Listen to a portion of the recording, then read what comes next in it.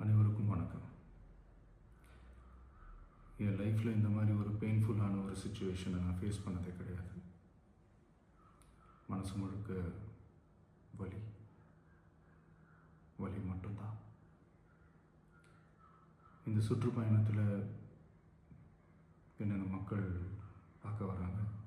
அதுக்கு ஒரே ஒரு காரணம் தான், அவங்க என் மேலே வச்சிருக்கிற அன்பும் பாசமும்.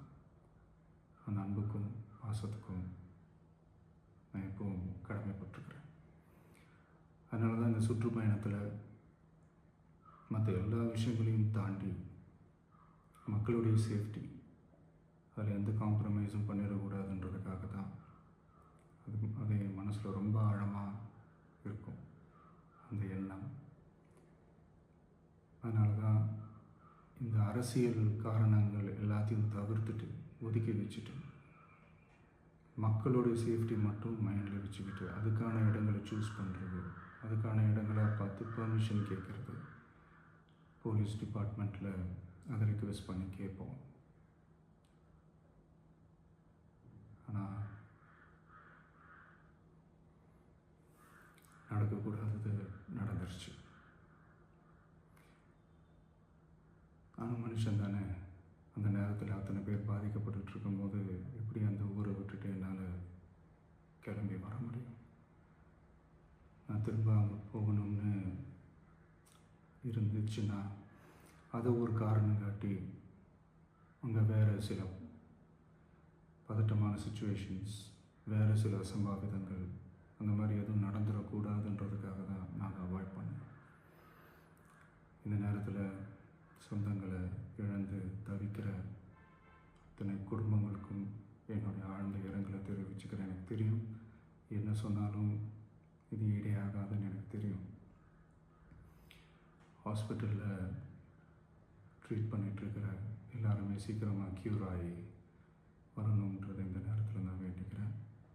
கூடிய சீக்கிரமே உங்கள் எல்லாரையும் நான் சந்திக்கிறேன்.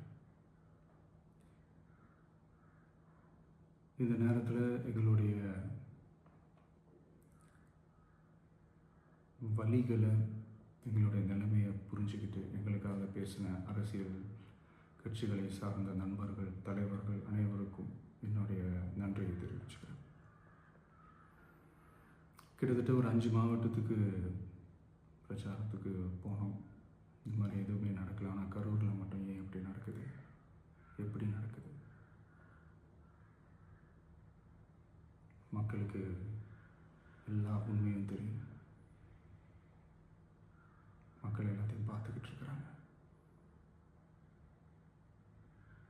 கரூரை சேர்ந்த அந்த மக்கள் அந்த உண்மையெல்லாம் வெளியில் சொல்லும்போது எனக்கு கடவுளே நேரில் வந்து இறங்கி அந்த உண்மைகள்லாம் சொல்கிற மாதிரி எனக்கு தோணுச்சு.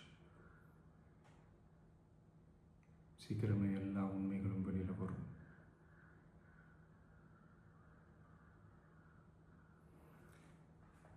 எங்களுக்கு தரப்பட்ட இடத்துல நாங்கள் போய் அந்த ஸ்பாட்டில் நின்று நாங்கள் பேசிட்டு வந்தோம். அதை தாண்டி எந்த தவறும் எங்கள் சைடில் நாங்கள் எதுவுமே செய்யலை.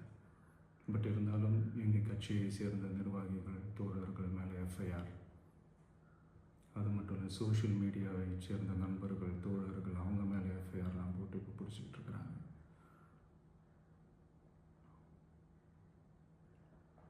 சிஎம் சார்,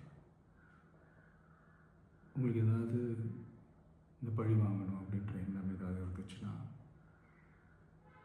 என்ன வேணாலும் பண்ணுங்க. அவங்க மேலே கை வைக்காதீங்க. நான் ஒன்று வீட்டில் இருப்பேன், இல்லை நான் ஆஃபீஸில் இருப்பேன். என்ன வேணாலும் செய்யுங்க. நண்பர்களே, தோழர்களே, நம்மளுடைய அரசியல் பயணம் இன்னும் ஸ்ட்ராங்காக, இன்னும் தைரியத்தோட